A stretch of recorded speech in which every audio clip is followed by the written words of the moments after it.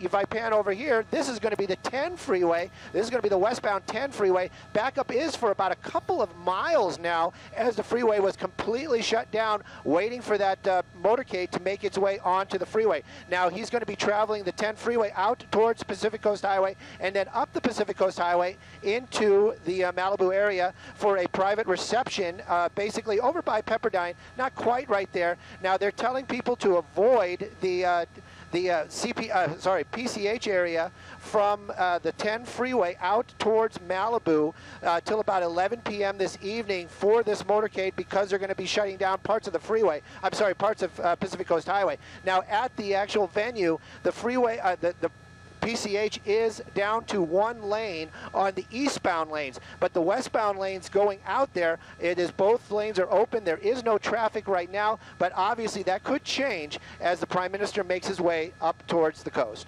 Live in Sky 2 over Santa Monica, I'm Stu Mundell. Back to you. Well, if you live in that area, just stay home. I was going to say, and if you're downtown or anywhere, have an extra drink for happy hour before you get in the car. Don't you wonder what would be wrong with a helicopter? For the Prime Minister? Yeah, was it just not feasible? Or I don't know. Was given any consideration? Yeah, exactly. That question. As I was saying, I was on the 101 today at 2:30 in the afternoon, and they were closing down parts of PCH. Yeah. Traffic was building up even then. So that's tough. It's, yes, quite the event there.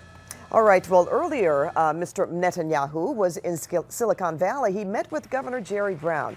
They signed an agreement expanding California's partnership with Israel on economic development, research, and trade.